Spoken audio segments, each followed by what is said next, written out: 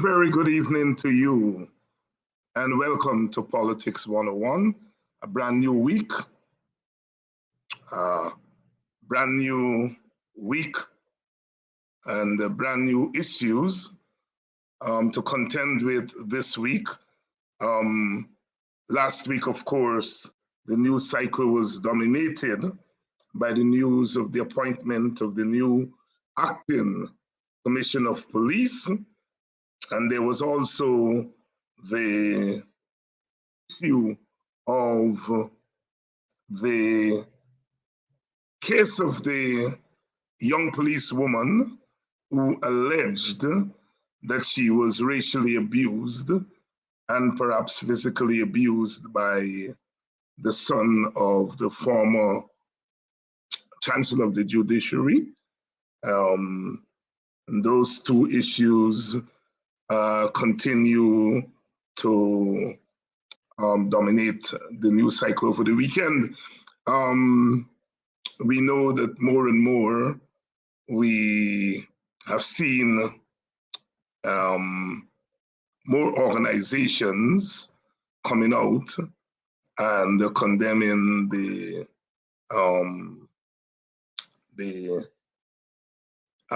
attorney, the young attorney Singh, for these allegations. We've not heard anything from the government or the ruling party or the Indian Guyanese organizations, interest groups, quite a reflection of where we are in terms of race relations, in terms of political unity and one Guyana. As they say, in the meantime, we haven't heard anything from the police yet. We're going to be talking tonight about the significance of this development within the larger context of race relations in Guyana.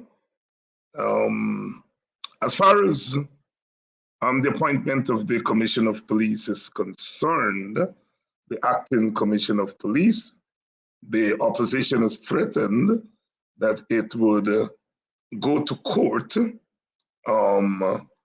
to challenge the procedure that was used to appoint the acting Commissioner of Police, the fact that there is no opposition leader in place, no police service commission in place. Some are arguing that the appointment, therefore, is not does not live up to the constitutional requirements. And as I said, the opposition has threatened that they will go to court to challenge it. So that's one of the issues we are going to be dealing with tonight.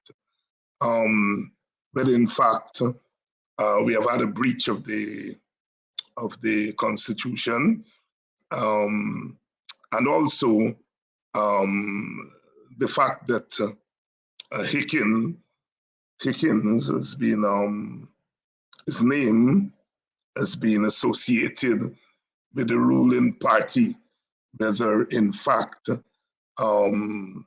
that's a factor. We notice that, however, that the commissioners hit the ground running.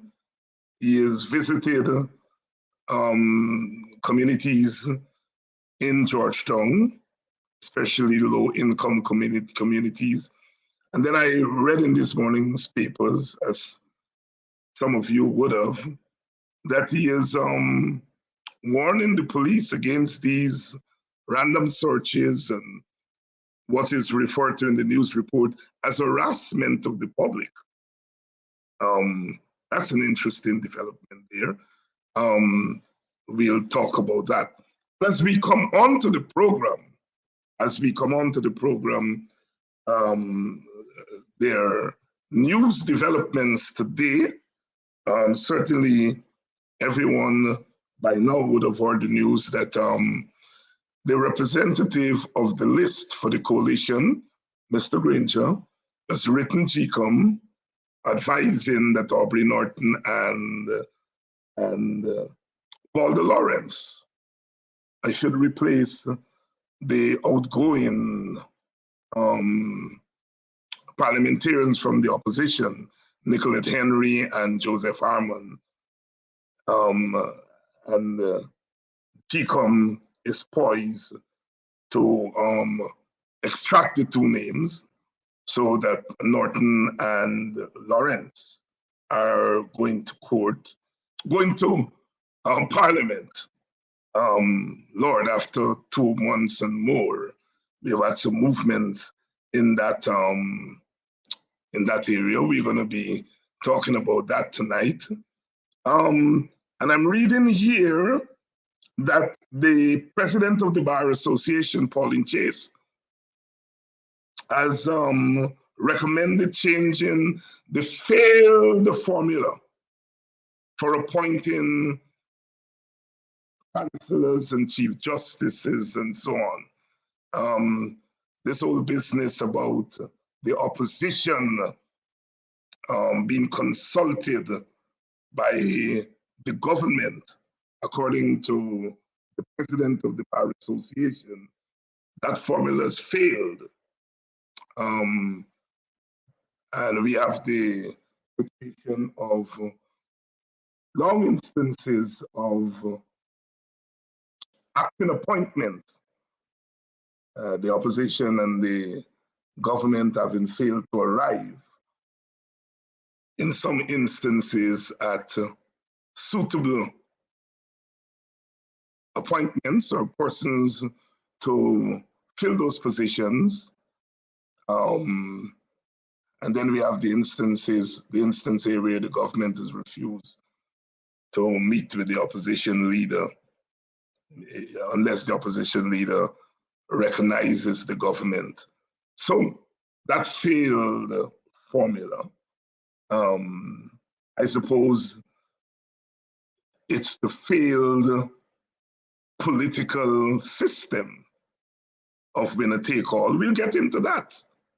We'll talk about what does that mean. And then I notice here an interesting item that the trade unions are out on the street. The trade unions are out on the street to agitate against increasing the minimum wage. One of our panelists tonight is a trade unionist, and the other panelist used to be a labor minister, I think. So they are going to be quite capable of discussing this issue. Only a couple of weeks ago, my comrade Ogunse questioned, in effect, accusing the trade unions of being a little bit soft in fighting for increased wages coming out of the budget. And the General Secretary of the Trade Union Congress took him on, did not necessarily address the issue. The discussion deteriorated into something about WPA when they were in office. So they never get to discuss the issue. But the General Secretary of the TUC is on the program tonight as a political commentator. I hope I can get him to discuss that issue. I think my brother Ogun is going to say, you see, I pushed them to go on the street. So we have quite a lot to discuss tonight. Wherever you are, please share the link. And I want to welcome you all to Politics 101 tonight. Lots of you are here already. Please let others know that we are here to discuss these issues. And one other issue as we come on tonight, full news day. I think yesterday it was the opposition has moved to the court to challenge the Natural Resource Fund. Norris Witter, a trade unionist and of the General Workers Union, and Christopher Jones, the PNC member and chief whip. The two of them, I suppose, on behalf of their organizations, they're moving to the court to challenge the constitutionality of the Natural Resource Fund. I think they're challenging the fact that the MACE was not properly there when the speaker called for a vote. I think that's what Jones is challenging. And Norris Witter, the trade unionist, is challenging the fact that the government did not consult with other stakeholders. And in this case, I suppose he means civil society. So there's a lot to talk about tonight. As usual, we are going to get behind the news. So all of those news items, we're going to try to get behind them. My guests tonight, of course, are Lincoln Lewis and Dr. Henry Jeffery. Both of them are regulars here on this program. So welcome everybody to Politics 101. And as we go into our interview, let me just wish happy birthday to Brother UC Kwayana, who yesterday, April 4th, turned 97 years old yesterday. He's one of the two remaining members of the early PPP, certainly at the level of party executive and government. The other is Ashton Chase. Brother Ashton, I think is 93 now, or will be 93 this year.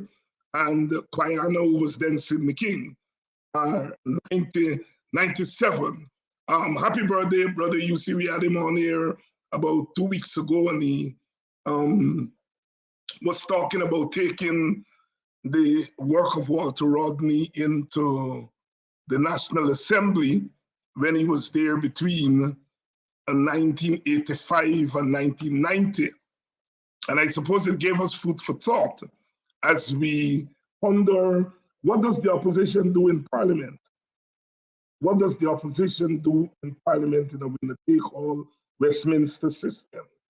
One of our panelists tonight, Dr. Jeffery, has always, well, not always, but certainly on this program, argued that, really, if you're the opposition in that Parliament, there's not much you can do. You're wasting time there.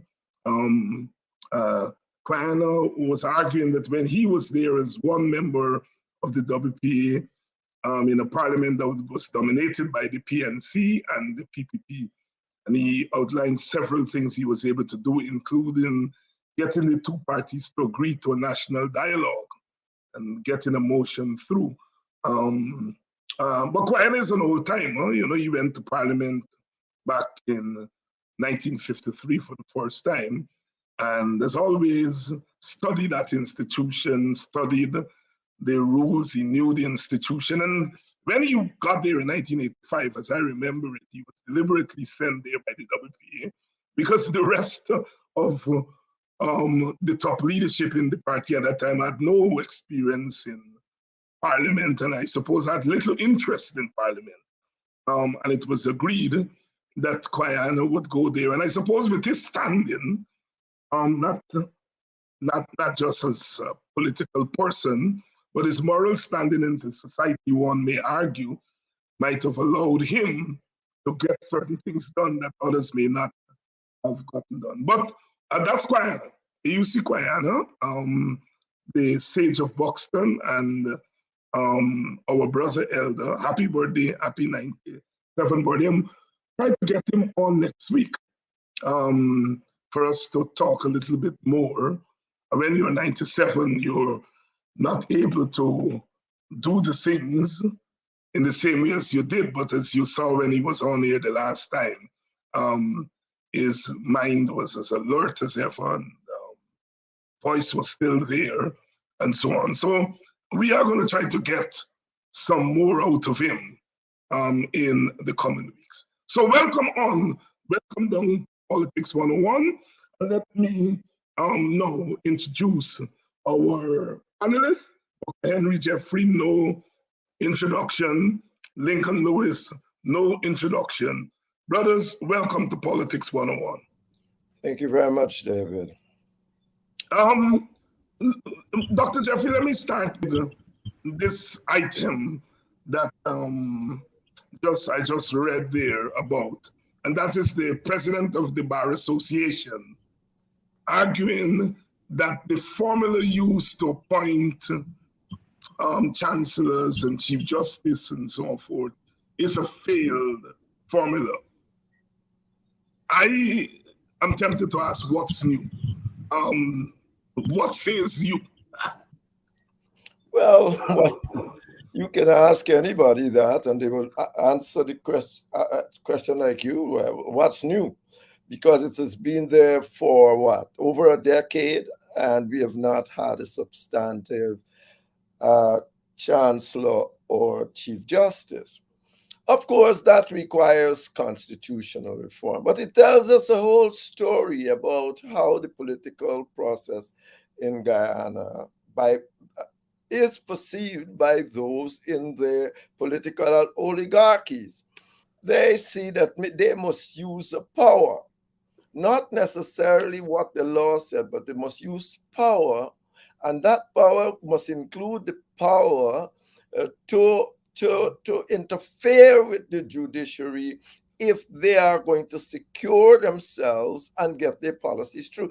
That is why they are scared, dead scared, to have people there that they don't have control over. So it is quite clear to me that it is a failed arrangement to say that you must agree. I think that the Constitution, when it was written, everything in its time, people remember it was written at a time when there was we were doing things like the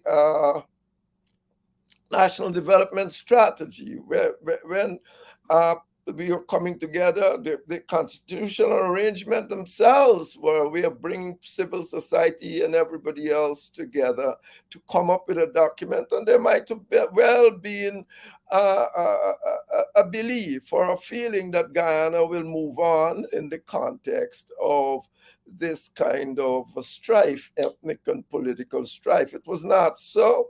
There's nothing wrong with that, you're wrong. But the Constitution itself has within it, I think in the first chapter, that, the people of Guyana has put in place things for constitutional reform. And it could be reformed. I mean, there are many ways it could be reformed. It could be reformed to say that the acting person, after you have put in place a proper mechanism to get proper applicants, the qualifications of these people, their interviews and so on, then you will shortlist them. And if a decision isn't made in X time, by agreement if you want, because it's not a good thing in our society to say by consultation, because you know what that means. Yes, I consult you and do what you like, regardless of if it says meaningfully and if you got to write some few words. But remember, even that they don't want to do. The political elite here are refusing even to give a written argument as to why they want things, why they have made the decision. So effectively, you can say, well, if after that process and you are given a time, 6 months, 4 months, 3 months, 2 months, for you to agree, if you don't agree, the person that is acting might stay on the job as the substantive person. So you will have a substantive kind of chairman or of officers, of chancellor and chief justice.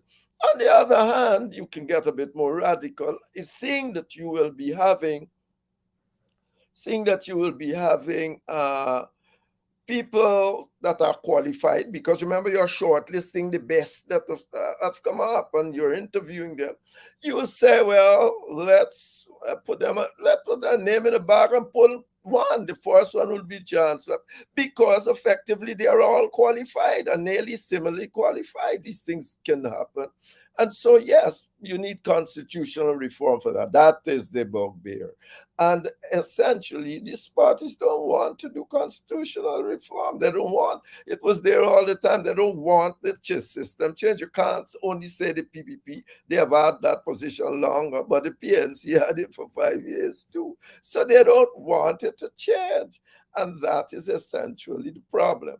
To get the two parties to believe that winning politics is not a life and death issue. Being in government is not a life and death issue. And to get that to happen, you will have to change the system. You're not going to change people, as I said numerous times, in a timely manner.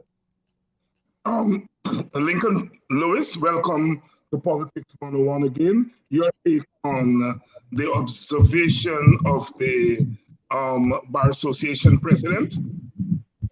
Let me start by making a correction to what you've said. I'm Lincoln Lewis, the trade unionist, who comment on political issues. And I wish that to be very clear. Thank you, sir. Let me tell you something. We can talk what we want to talk about the Constitution. Is men got to activate, men and women got to activate that. And I will say to you that it's a situation where we lack the will to activate the Constitution in its totality. And that need to be addressed. It's a question where our political operatives lack the will. And there are times they are lost. Let me tell you what I wrote about this issue before, about the appointment of the Chancellor and the Chief Justice. And one thing that Henry and I may share, but I go deeper with it, is that you can't tell me you appoint a Chancellor to act, a Chancellor and Chief Justice, both of them to act. You never tell them at any time that they're not performing their duties based on the Constitution or the job they should be doing based on a description. But 6 or 8 months down the road, or a year or two after, you're going to say, we will not conform them. Why will we not conform them? They expect to be conformed.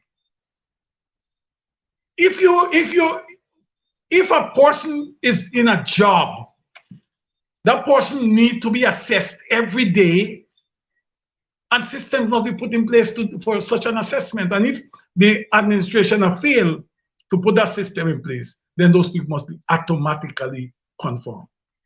Let me tell you something. I don't want to deal with specifically what the Bar Association or the president is saying. They have to work. They have to use their influence to change what they will want to see it look like. I don't want a situation where you say it has not worked. But I'll tell you what, everybody who calling for constitutional change and say this constitution no good. If you don't have the will to apply the Constitution, you apply based on what the Constitution say now. Tell me when you change it. How you gonna get them? Tell me how you gonna get them to do what the Constitution said need to be done.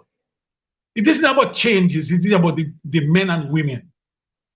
And we made a point about them. These people don't care. These same people is about using power and privilege of the people to suppress the people, to suppress people in all forms. Our anger should not be, our anger should turn, in fact, to the electorate, to people who are elected. They will anger should turn, because this good.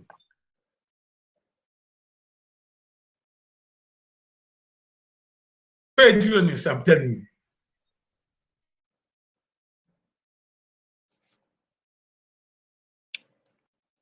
Have we lost Mr. Lewis? It seems that we have lost Mr. Lewis. Mr. Lewis makes the point about political will. Henry, how are we going to give them the political will? First, let me tell you a story. Yes. When they were doing the American Constitution, good, they placed in the Constitution, knowing men to be what they are, all men, they placed in the Constitution that a president cannot change his own salary, can't pay himself. The next president has to change his salary. When we wrote our Constitution, we put no such thing. We now have people changing their salaries. And then we say, oh, terrible, terrible, they need to change it. They don't have the will. The truth is that Americans were smarter. They recognize men for what they are, and they put rules in place to stop them. Even when we do the new Constitution, as I said, we might have been a period of a bit euphoria.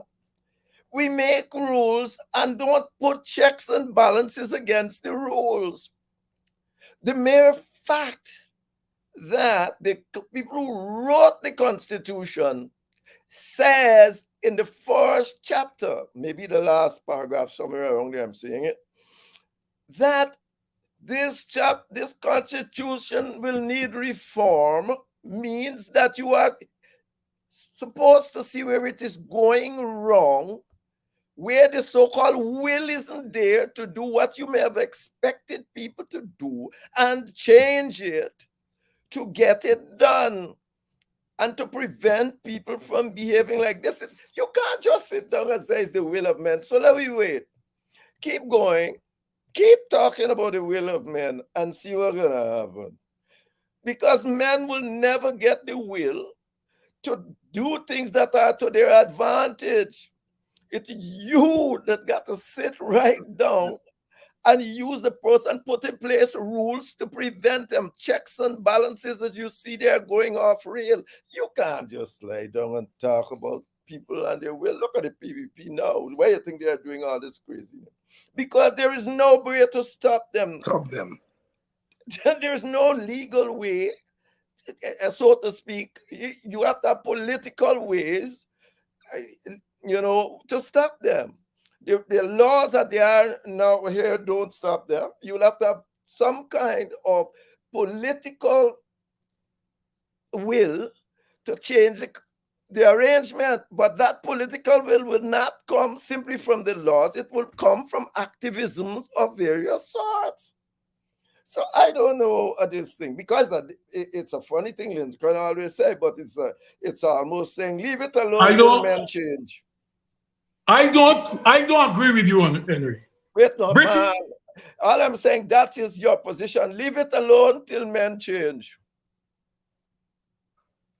Yes, and as we learned in first year political science, that famous saying by that European philosopher, that man left to his own device, his life will be short, nasty, and brutish. And if we start from that perspective, that human beings are never going to find the will, if you leave them, that you have to impose that will in the Constitution, checks and balances on them. I think that's part of what we are dealing with. We are dealing with the question of political upmanship that has ethnic consequences, that has social class consequences, and that has within it very, very, very deep schisms in the society that we've had to overcome. And I think that is part of what we deal with. Lincoln, are you back with us? You came on for a minute. Um, Henry, let's pivot. Aubrey Norton was on this program last week, and he advocated that in the case of GCOM, the way you deal with the stalemate there is that you take away the casting vote from the chairman of the commission. Excuse me, and that in his estimation, that could lead to some kind of progress on that front. And is of course assuming that the present chair is using the casting vote to vote with the PPP, and thus taking away our independence. And that the way you correct that is by removing the casting vote from the chair. What do you think about that suggestion? Well, the chair was put there as a kind of referee, like the person you were supposed to choose was some kind of a person that is a bit neutral, that can give neutral advice to the parties and so on. And that, what he has suggested, would want to force immediate kind of consensus arrangement that you ain't moving beyond this stage if we can agree on these issues. Now, I am not certain that I would want to remove a kind of independent person when, for all practical person, the other people there are in political camps of one form or another, regardless of what they tell you. That is it. But around the world, you have ways to do this. You can say, well, we have a chairman and a deputy chairman, but no issue can be passed without both of them agreeing.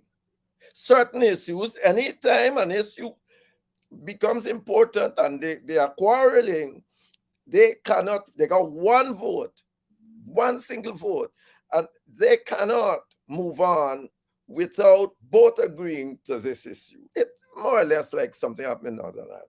Then again, in places like Belgium and other places, you have arrangement that says it is anytime, or you can state it or you can leave it as an open-ended thing. On the following issues, if the PNC or the PPP claim it's an issue of fundamental importance to them, you must gain a consensus to move on. So you have that in Belgium, you have that in Northern Ireland, Kosovo, you have it, I think, a bit in Switzerland. But the point is that you have to have consensus on issues that I consider of vital importance to myself. And so we can move on. Now, so there are ways of doing this, because I know that you won't get the politicians to take their hands off of GCOM, so to speak, because the whole question arises in Guyana, particularly, where there's no real public opinion. There might be one and two people, but who is really neutral? Who's going to choose who is neutral, as a matter of fact?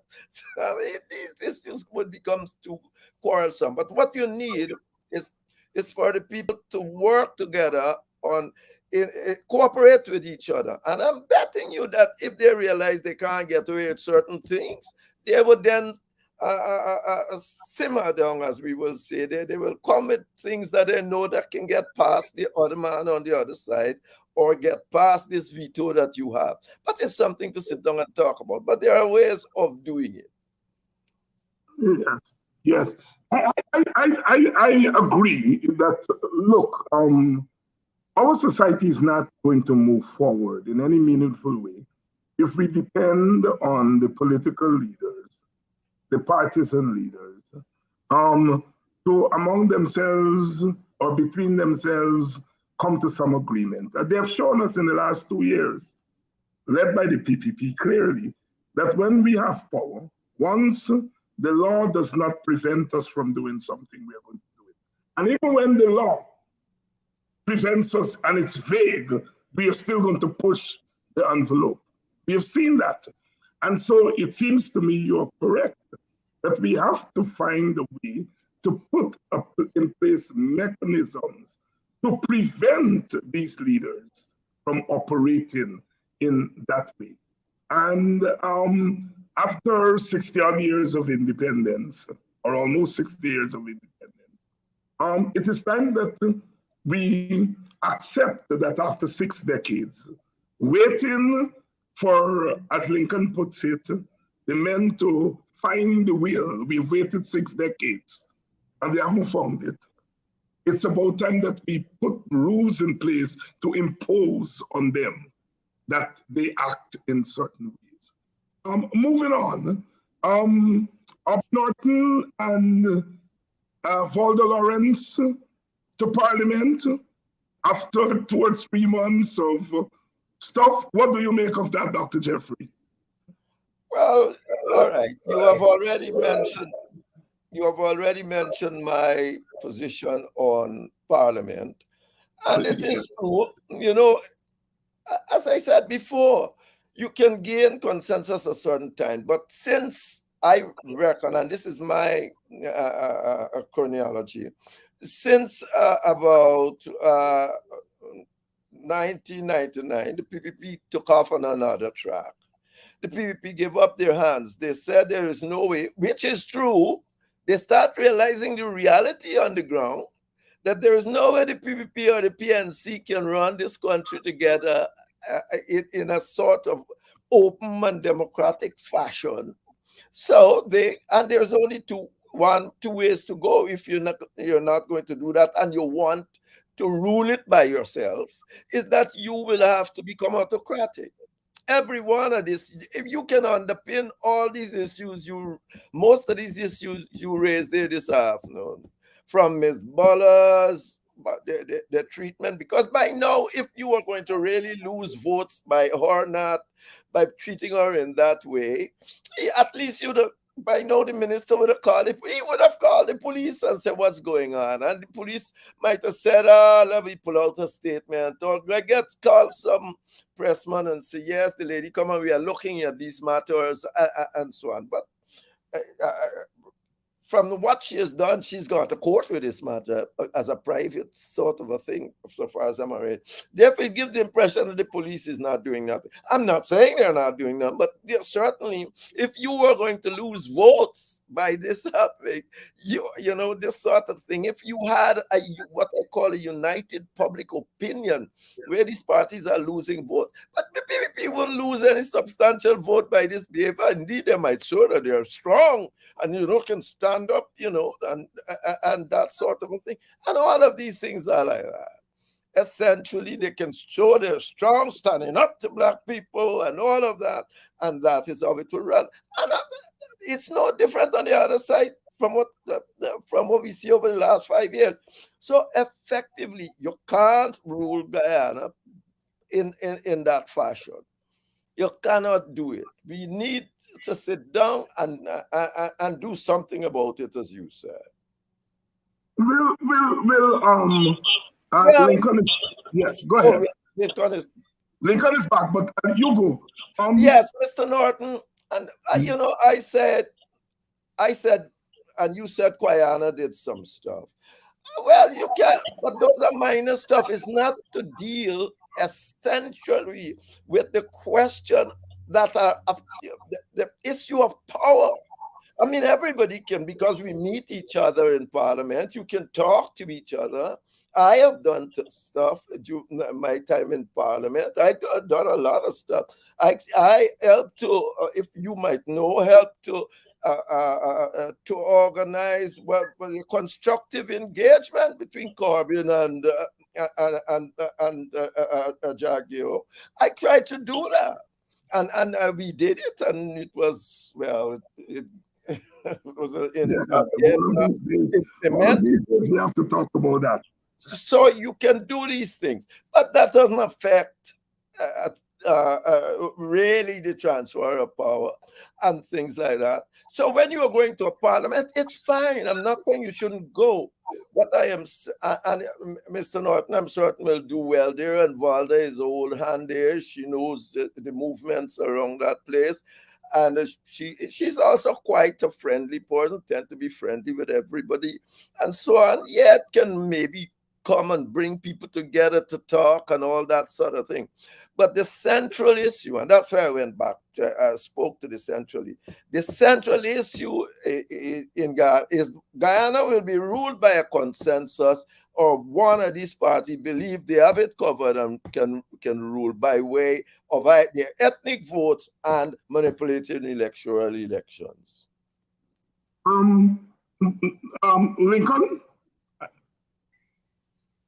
Yeah. Yes. I lost your question, in fact. Norton and Valda Lawrence to Parliament, will it make a difference on the opposition benches? Yes, it will make a difference with faces on the opposition benches. You have another woman and you have another man. But I'll tell you what, the PPP will not at any point change the modus operandi. They decide that they have a majority, and whatever bill they go to the National Assembly, they're going to ram it through. They will do just what the only time that they're going to be the only time that they are going to retreat if a bill needs 2/3 majority to be passed in the National Assembly, they will sit down and discuss and engage the opposition. And when that is finished, the next parliament, they will go and do the same thing they did before then. That's how the PPP behave. That's a behavior pattern of the PPP. Henry said just now that they are going to rule. The Constitution don't speak about governance. They will govern, but these are rulers, and that's how they will behave. They will not change. And let me make a point. Let me make this point. You made a reference about Guyana and what he did. Let me point out to you. This constitution speaks about the regional system. 8 regions we get since 1980. You know, the legislation, the piece of legislation, the little piece of legislation that deals with the regional system was put in place since 1980, and nothing more was done to it. And what happened is that either Freedom House or Congress Place sit down and they decide what the regions must get, and they give them that. I am saying to you that that's why I always argue that we need to put the requisite legislations in place to hold these people accountable. Where you may have the broad intent and purpose of the Constitution, we have to get the concomitant laws to deal with it, to hold these people accountable.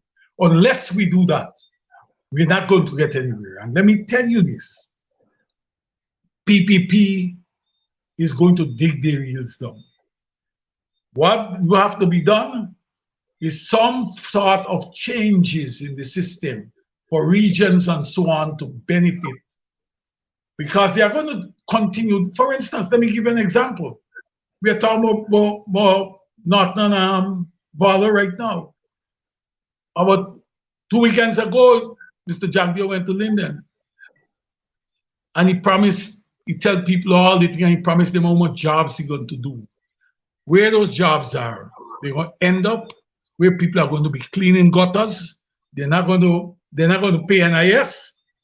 They're not going to pay taxes, and people are going to be left in the wilderness. You walk in, like the knight in shining armor, and you walk out, left them with hope and nothing more.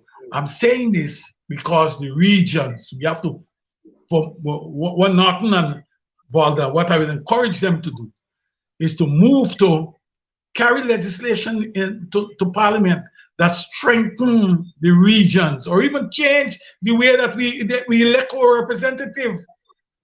Change the way that a national budget is being passed. As with a simple majority, move it to a 2/3 majority. We got to work for those things. Do what Guyana said he set out to do while he was in National Assembly. See how we can put legislation in place or programs in place to satisfy your constituents. Well, at least there, That's Lincoln, I think we have common ground here that both you and Henry and I are saying that the Constitution as it is does not cut it, and that we have to change and put legislation in place to push changes. That's what we're saying, rather than leave it just to the will of the people who are there. And so at least we have common ground on that. Henry, you introduced the issue of the young policewoman who allegedly was abused racially and probably otherwise by this young attorney. And you've made the point that the fact that the government and the PPP have not sought to even condemn what has happened or to push the police to begin to do investigation is indicative of the fact that there is not going to be any penalty for them as far as their supporters are concerned. But from a larger standpoint, as far as race relations in the country are concerned, are things getting worse?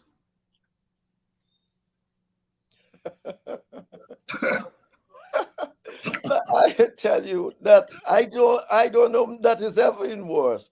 I mean, I don't know that it has ever been worse. Maybe in the 60s when people were shooting each other and so on. But it has never been worse and it will not get better. Don't worry, all this talk about one Guyana. It's a joke because every party has to say something like that when they're going up. They say it.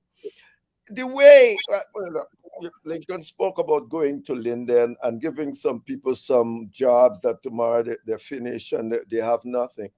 I'm thinking that one of the things that the African people in this country is going to find out, and that's why I don't think they can ever win them over, is because there is no concerted effort, none whatsoever, to see that they benefit equitably from this oil wealth. There's not any concern.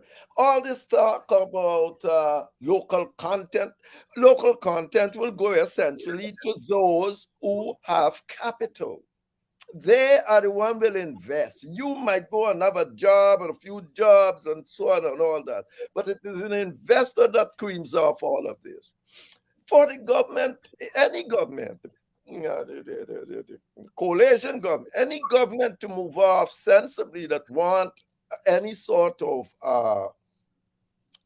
ethnic improve ethnic relations or whatsoever should have an ethnic audit and to see where people are now in terms of the distribution of what's going on, where all these things like local content.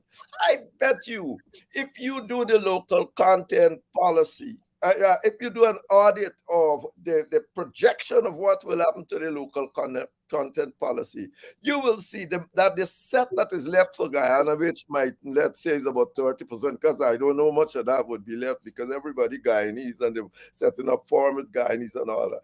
But they're going to bet you of the whatsoever left for the Guyanese, the African Guyanese will get no more but 10% or something of that. None.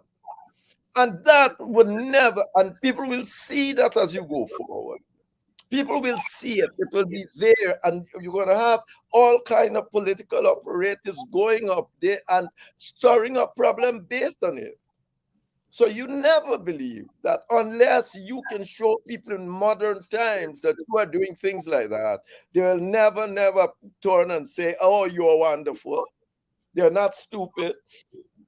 And even in United Kingdom, as what they call a racial audit, to show people how the society, the budgeting, and also affecting them in terms of race, because they got a real interest of dealing with this thing and bringing a one Britain or one Guyana.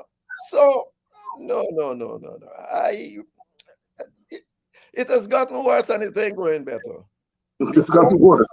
Let me tell you something. People believe that poverty is revolutionary. What is not poverty? The two of us could be working. The two of us could be working for $100, $200 a month equal. Let me hear that the man give you another 100. The employer give you another 100 for not substantially no more work. Is dissatisfaction you have in the place already? That is what is revolutionary. It's not really poverty if we all pour together and we're thinking and so. But the minute you have that disparity and people see it, it will never. You cannot in any way but make this any better. If you're just joining us, you're on to Politics 101. We're dealing with issues behind the news tonight. You know, I get a lot of fan mail. Every day I get mails from my fans. And last week, after we touched on this subject of the police woman, I got several fan mails. And I'll just put one up on the screen for you, the audience, to see the kind of fan mail that I get every day. There it is on the screen. I want you all to read what somebody wrote me, the day, the time, everything is there, the person's name.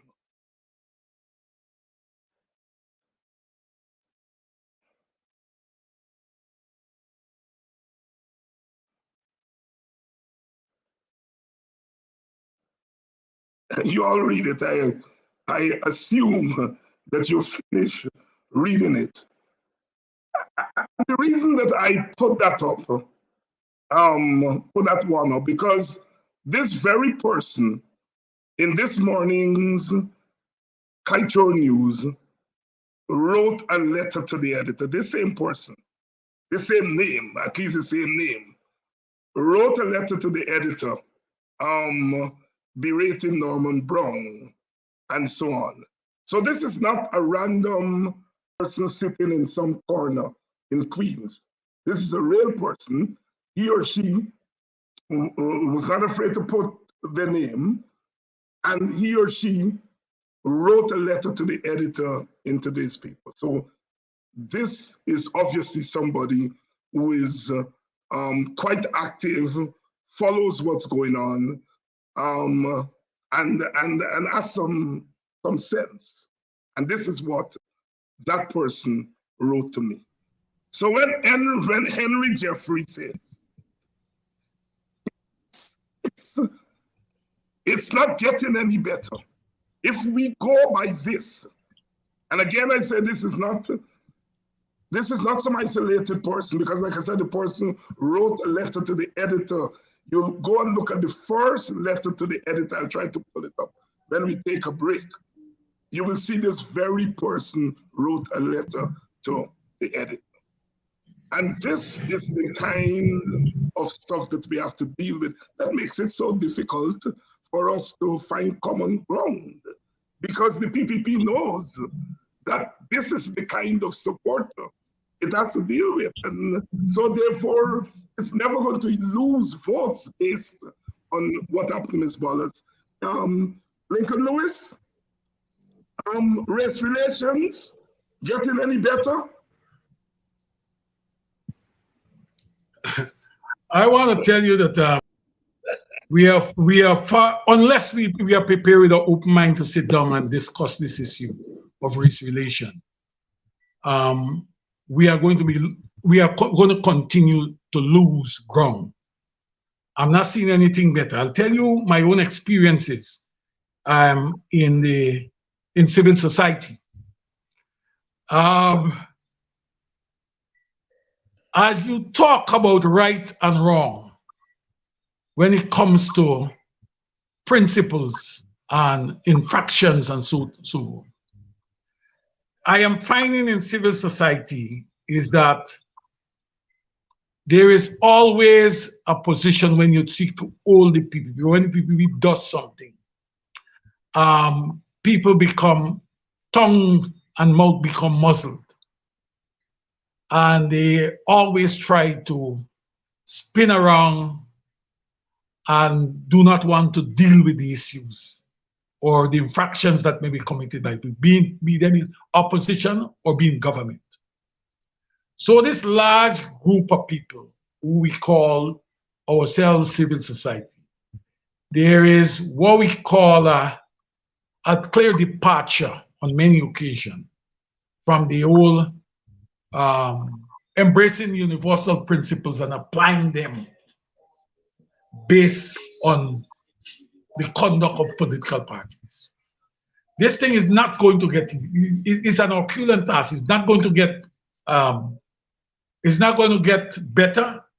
Henry made a point when he talked about the $2, two men getting $2 and the other one and the employer give the other one $1, what it means. This is a question here is about the distribution of resources in this country. And it's being distributed based on race. We have to start sitting down and look at that. Unless the society can change that in some structural way, like I argued before, that we need to look at them, even the regions, even the regional MPs, they must be elected by the electorate and not being pulled from a list. That those regional MPs can come, when people vote for them, they can come to the National Assembly and argue for things for the region. And if they don't get anything and they don't fight for the region, then they will not be, the next round they will face the music. Issues of that nature, that nature we need to look at. How are we going to, and I have argued before that the question of a 2/3 majority for passing national budget, you have to meet and you have to talk across the aisle. It's not that a team of people just decide what they're going to do. There are 30 how much of them, 33 of them come inside there and they decide this is what we're going to do, and so be it. We have to stop that. Let me tell you what. We have a situation right now where a man in this government walk around and he and his colleagues have decided that, look here, we're going to give black people a house lot, 40 by 90, right? But they're going to they'll tell you, oh, we're giving them house lot. But if they apply for 20-acre land to mine sheep, goat, plant a farm to empower themselves economically, they will not get it. What you're doing, as I make the point earlier, all you're doing is with the local content is that people will get a job. But we don't want, this is a community, why they must remain employees and why they cannot become owners, business people.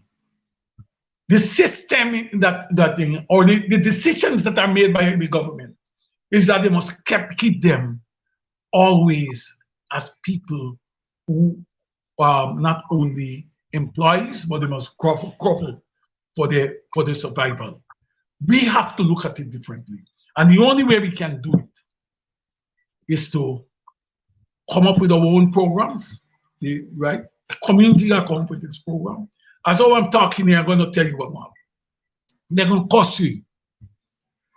They don't see equal rights or equal opportunity. They don't see it. A group of people don't see it. What they see is domination. And when they finish there, they say 3 black men were on this program, and they are racist. They don't see that we're talking for equal opportunity, justice, and fair play in society. So the man who sent you that note, he lives in that world. He's one of the, he influences opinion. And those are the people we have to deal with. And we must not be afraid to call them out. We must call them out. Because what is written there is directed to David Hines.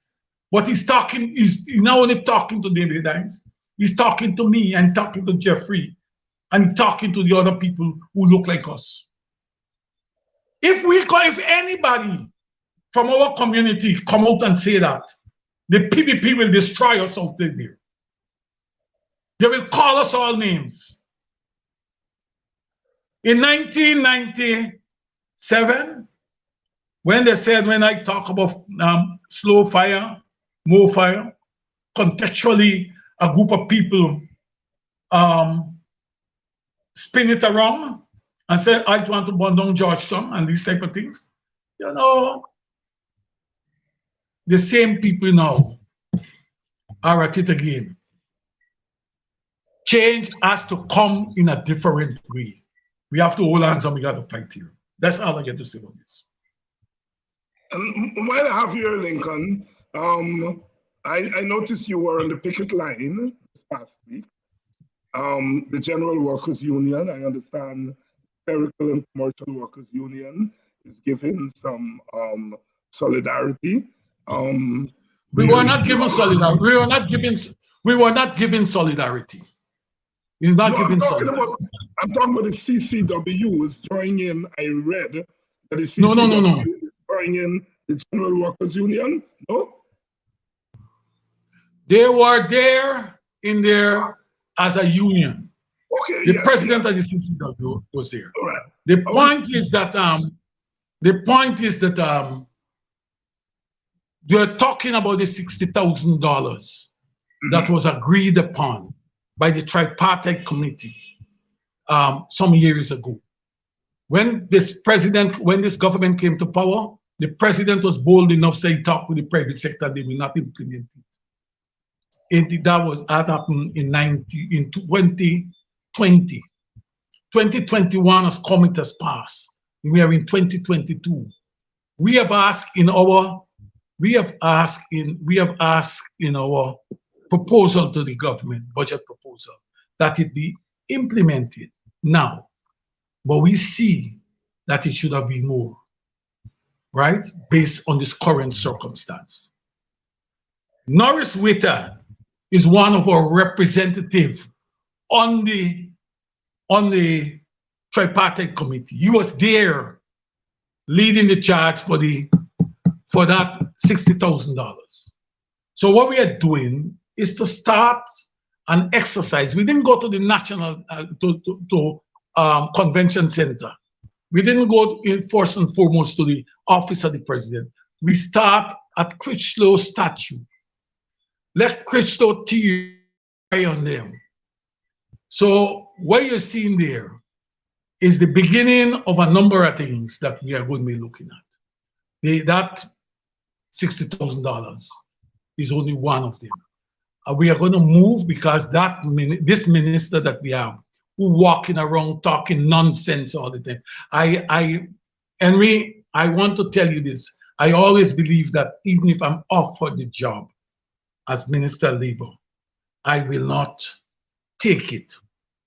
I always believe so. Not because of you, Henry, but I'm telling you now, this man has desecrated the office so much that I don't believe anybody should decide to take the office. That when a man can, the man is talking more stupidness than we thought. Scott used to talk some stupidness, but this man here is anti-labor, is anti-worker, is anti-Guyanese, and he's anti-trade union.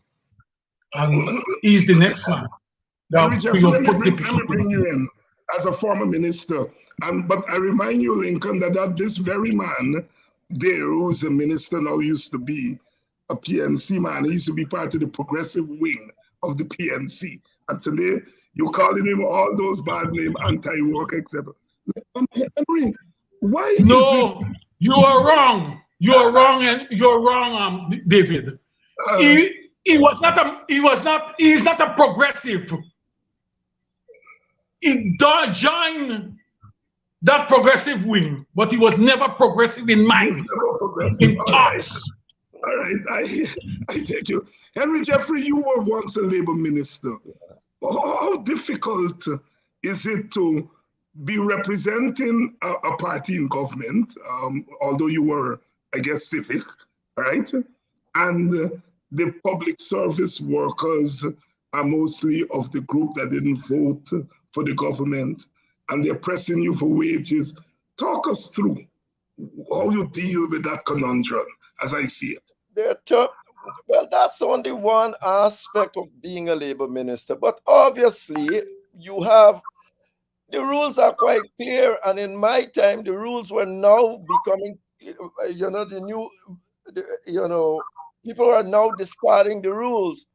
I mean, when the teachers decided they want X increases and we could not pay them X increases, and the government says it can't pay them X increases, and they say they still wanted it, we end up at arbitration. We ended up at arbitration. Father Rodriguez was the chairman of the arbitration, and it ran according to the rules, trade union rules. And he gave them whatsoever. They asked the chairman of the arbitration, and he and his panel gave them whatsoever. The trade union, they have rules, but people are not following the rules for all manner of reasons. All manner of reasons. It ended after the Armstrong increase in around 1997, sometime around 99. Yes, it happened around then, and since then, nobody wants to go to arbitration. But the rules are quite clear. That is what you have to do. But you see, as I tell you, this thing is not simply about you got to work for the trade union. David, Lincoln know me. I used to have a meeting every month, and all the trade unions people used to come to that meeting. And we will.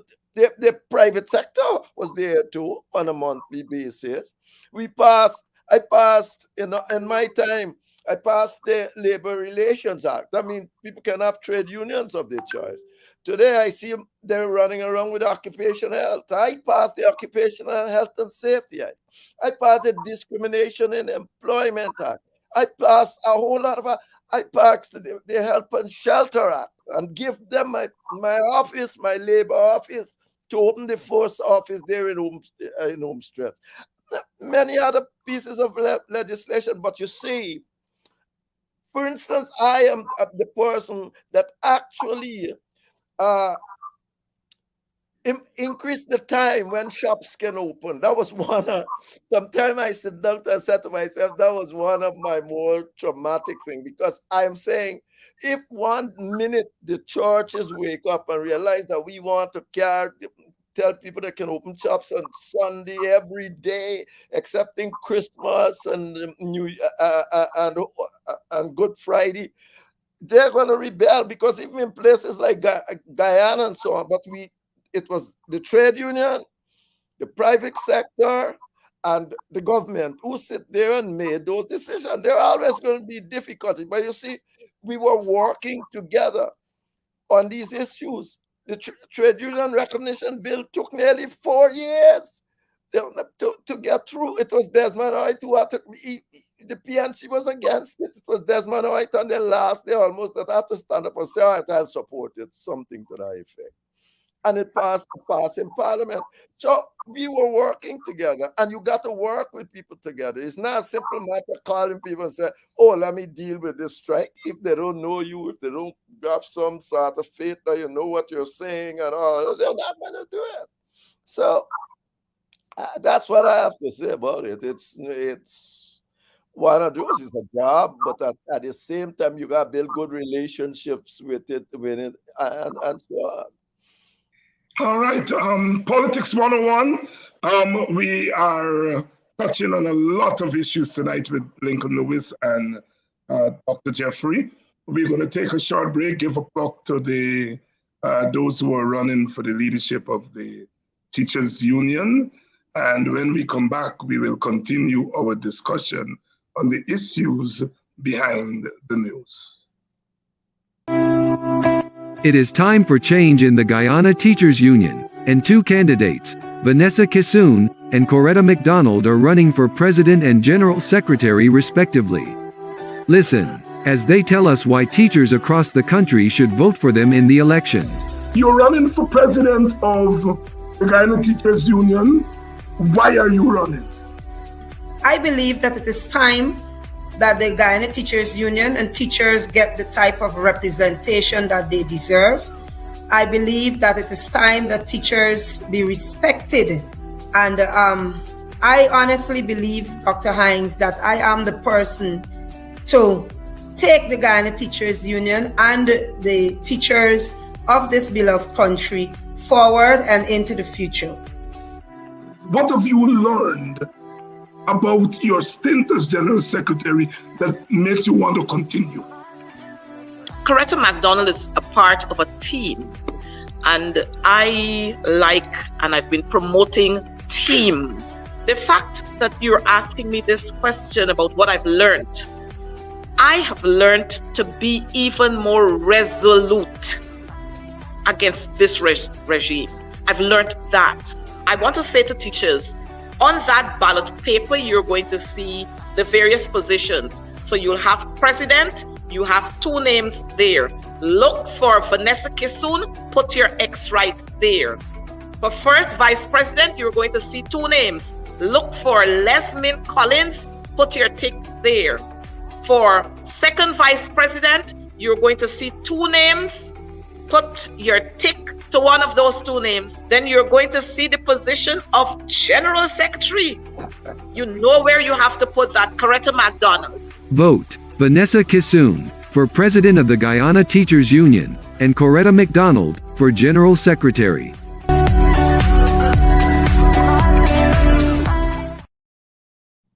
Giving a plug there to Vanessa Kissoon and Coretta McDonald leading the team in the ongoing elections in the Teachers Union.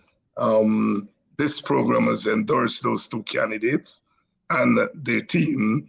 So we urge you, teachers out there, and the rest of you have family, relatives who are teachers, to show your support behind those candidates. We are here behind the news. Mr. Hickens has been appointed as the new acting Commissioner of Police. The opposition has said that he has not been properly installed because there's been no opposition leader to have consultations with. There is no police service commission, and so therefore the process is flawed, and they have threatened to go to court. In the meantime, Hickens has come in, he's visited some communities in Georgetown, and apparently has taken the bold step of declaring war on what he calls the harassment of citizens. Henry Jeffery, is he properly, is the process flawed? Or is it really just a storm in a teacup? Well, we will see if it is flawed or not when we go to court, but that's an opportunity to see where it's flawed or not. But what has happened in the case of Mr. Hickens is what's happening with natural resources bill. It's what's happening with everything else. The PVP wants support. Now, look, the police force has been going through this for the last 2 years of people trying to get their people in place and doing that. I think it's Mr. Conway who writes in the thing, a policeman, who says, well, now that you can use now doctrine of necessity and go and perhaps have the Chief Justice and appointed. These things are just being utilized. They are marginal things. I mean, why is it you could not just let, even if he's not there, let another man act? The most senior person or whatsoever until such time as you have a leader of the opposition and hurry them up to have it. That is what a normal democracy would do. They will hurry them up. Don't say you're not talking to them when they're there. When they're not there, you say because you can't talk to them, you need doctrine of necessity. I mean, it's ridiculous. So these things are only going on because the PPP can do it. Believe you me, politicians are like business people. Most of them would no doubt take every penny from you if they can, but they can't. They got rules, regulation, and all sort of things. Similar politicians would do what they like if you don't have rules and regulations. And most of all, if you don't have a united public, you don't have Indian people, for the most part, 90% support in the PPP. And the same goes for African people and the PNC. So effectively, the public opinion is not there to pressure these people to do X, Y, and Z.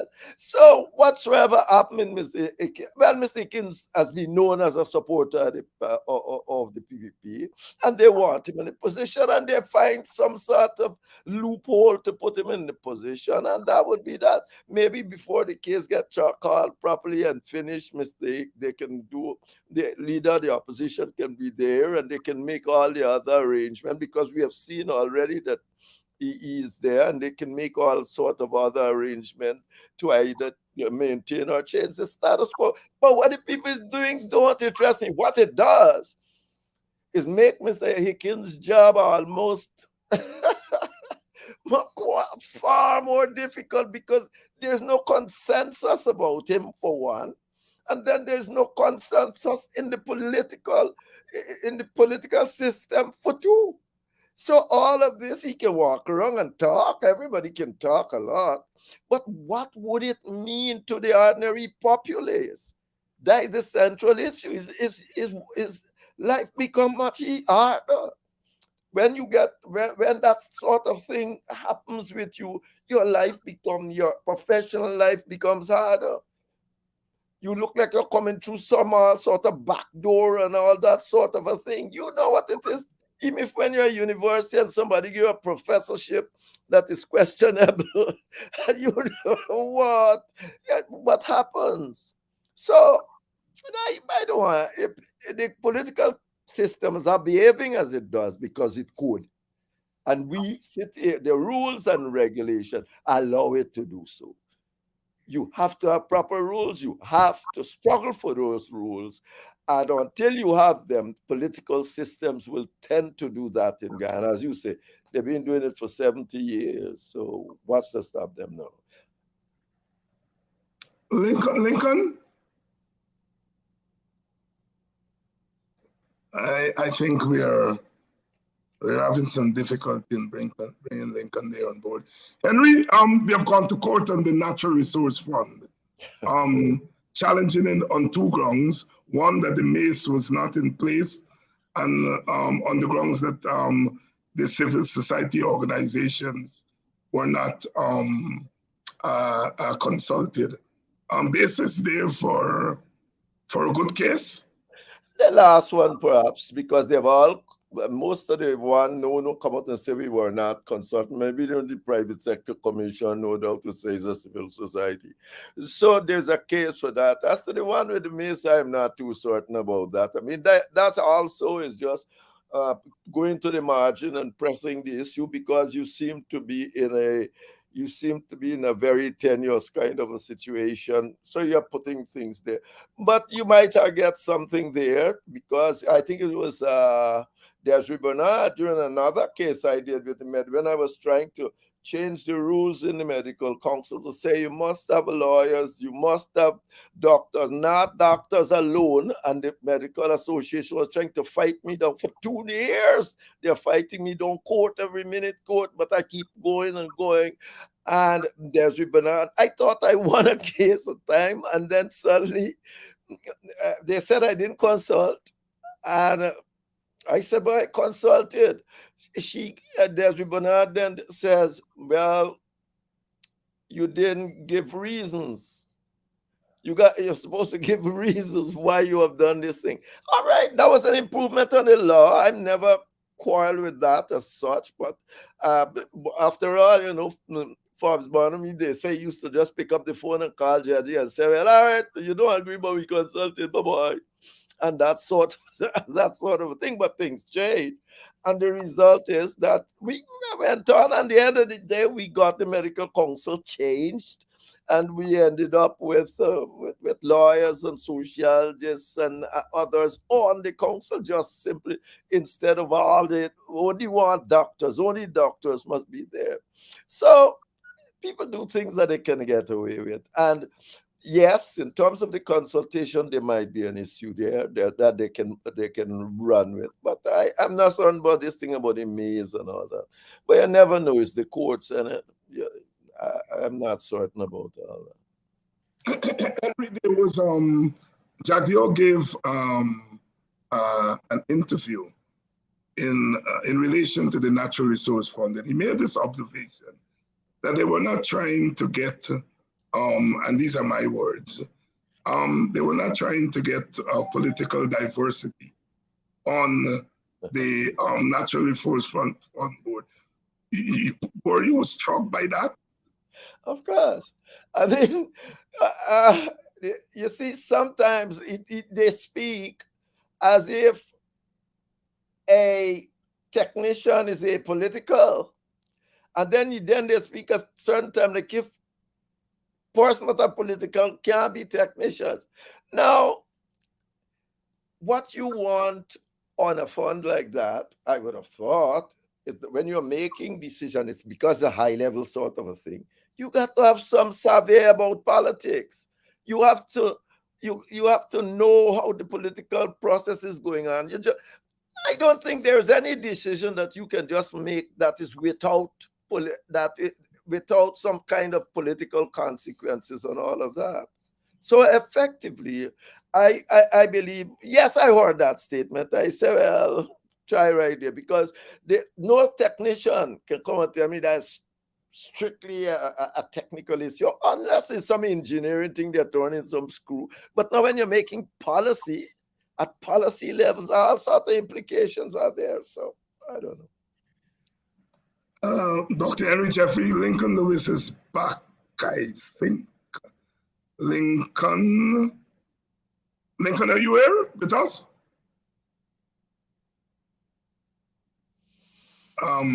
He seems not to be here. Politics 101, we have Lincoln Lewis and Henry Jeffery on tonight, and we've touched on a range of issues here this evening. Henry, closing thoughts?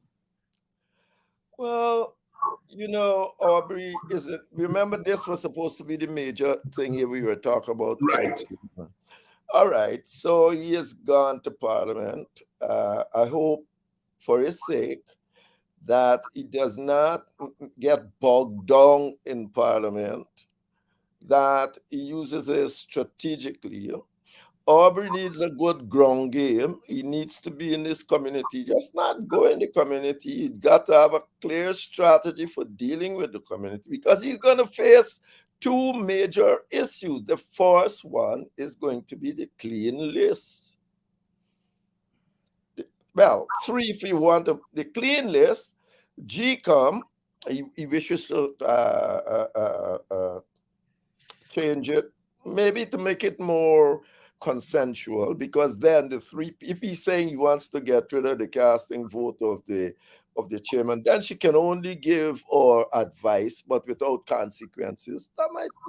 I'm saying there are other ways of doing this, and maybe at times you may find you need consequential interventions, but outside of so those two things, and I believe that the political system will have to change in significant ways to have everybody at the table when these decisions are being made. My talking off with Lincoln just now was largely because when he speaks to the Constitution, he speaks as like to a sacred something, but then he says other rules must change and other laws. Well, if he can get it done, let him get it done by the other laws. what I would like to see, but I figure he will have to go to the Constitution and change that for some of them. And after all, the framers of the Constitution says that as we go forward, they are not gods. They can't write Constitution that's unchangeable. So they made it quite clear that this Constitution can be changed by and should be changed periodically by the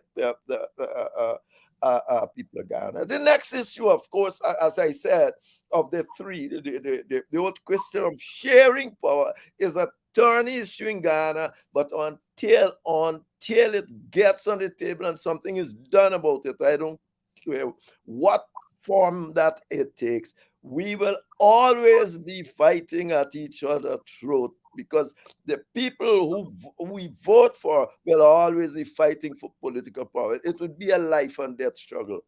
And they will have everybody always seem to have good reasons. Like today, the Africans can go and say to Africans, look, you are being shortchanged with where the oil money is going. And I think they can make a good case for it.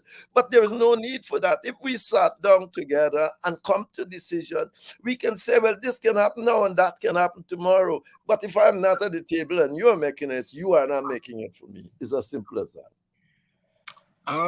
The words there of Lincoln Lewis. Sorry, Henry Jeffrey. Lincoln is trying to get back on. Henry, were you surprised that at the end of all this long tralala, David Granger just accepted the names and that's all? Well, because he had Minute writing a nice little letter for him last in Village Voice. I think it's Stavrik News too, saying maybe it's not his fault, maybe and the air, if that is true, the Parliament should take some of the blame for what we're in town, because from my reading, what she's seeming to suggest that the Parliament take a long time to send the request for thing to Mr. Granger. And if that is so, well, you got to add that to the old question that the leader of the opposition do not exist, because that might have been applied to make him not exist. So, but then again, that can only be an excuse, because if I was the leader of the list, I would have called his speaker and say, what's happening, boss? I got 2 people for you already. You understand? 2 people resign, I have 2 people for you. Where's the letter you're supposed to send me? I don't even know if they used to do these things by letter, or just say, man, 2 people resign, send name of 2 people, and let's move on. So, but even if he wants a letter, I would have said, hey, boss, hey, what's happening there? You are supposed to, if it's the clerk or the speaker, both of them I would have spoken to. I said, send me that thing over. I got 2 men here. So David can't run from this one by that little shenanigans there that he can get later and all that. Lincoln. What? Closing thoughts. Well, I've lost a lot. Well, let me make this point. Let me make this point again. Yeah. That you can write where you want to write. People got to activate it. And if you don't put laws in place to hold them accountable, they are going to do what they like with it. And one of the problems with our parliament is that we don't look for laws. We're going for gaff, nice speeches and so on. But we're not seeing bills there tabled for whatever reason.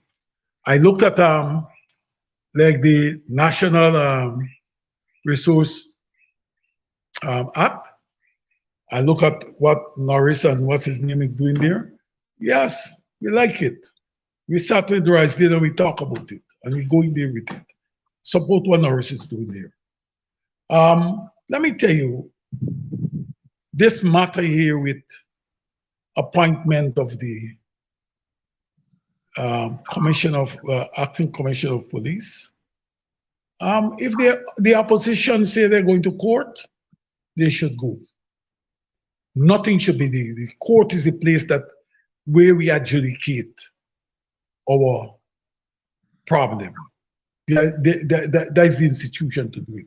And the opposition must be allowed the opportunity to go there, since they are of the view that because of a number of things, it is wrong. But I'll tell you something.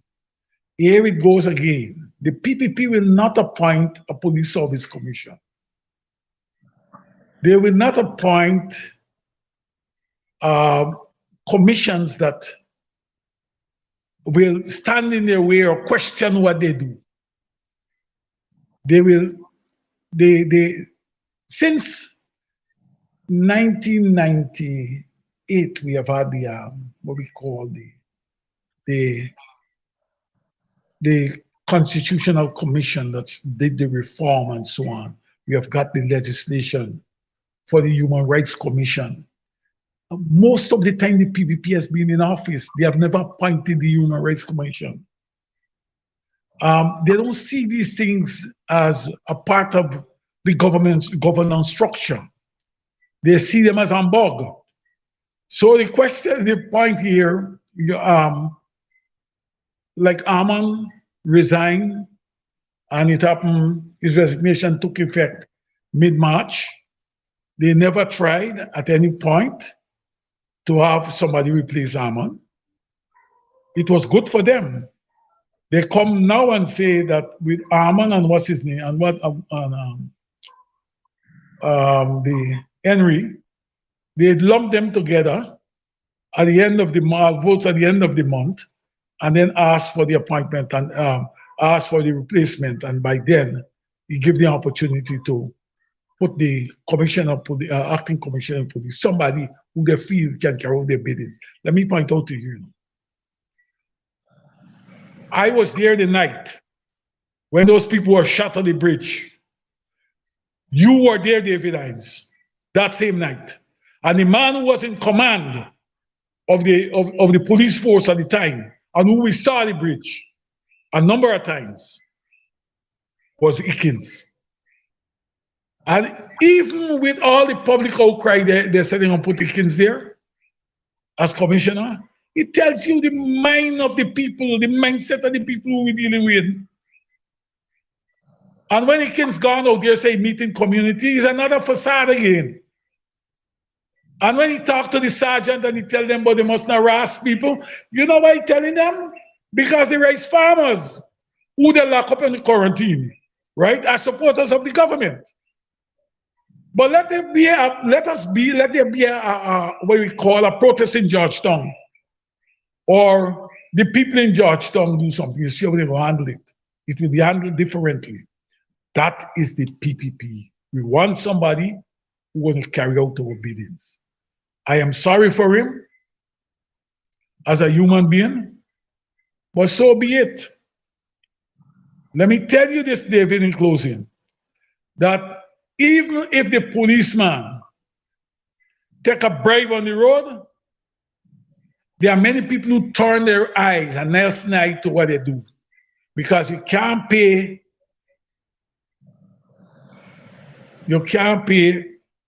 when you pay peanuts, pay with peanuts, where you will get his monkey.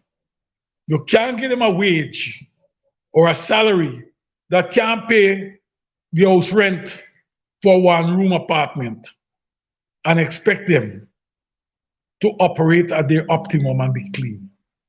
This government got to start looking that we live in an oil-producing country, but we get poor people employed. We got to correct that. Things got to change. Lincoln Lewis, Henry Jeffery, thank you all, brothers, for coming on tonight and taking us behind the news. As usual, you all have left us with a lot to ponder. And in many regards, as the person saying here, you all have hit the nail on the head. Good night. I'll see you guys in about 2 weeks or so for another edition of Behind the News. And to you, the audience. Thank you very much. To you, the audience. You've been wonderful. Let me ask the operator to put that email that I got up on the screen again for you all to see it. Take screenshots of it. It's a man named Chitrak Prasad. He has a letter in today's newspaper. Mr. Operator, put up the letter from Kaitro News, if you will. Go down to the bottom so we can see his signature on the letter. Mr. Chitrak, or I don't know if it's a Mr. or Miss. I assume it's Mr. Chitrak. Mr. Operator, can you go down to the bottom of the letter? We can see his signature. In today's tabloid news, the letter is titled "The Stunning Hubris of Norman Brown," and it's by one Chikraka Prasad. If you can put his email again on the screen so that the audience can see it. Every day, blacks rape, rob, and kill Indians. You people have nothing to say about that. But every day for the past 2 weeks, you're all going on about this spitting incident. And the rest is there in bold. Hypocrite, hungry belly rigger.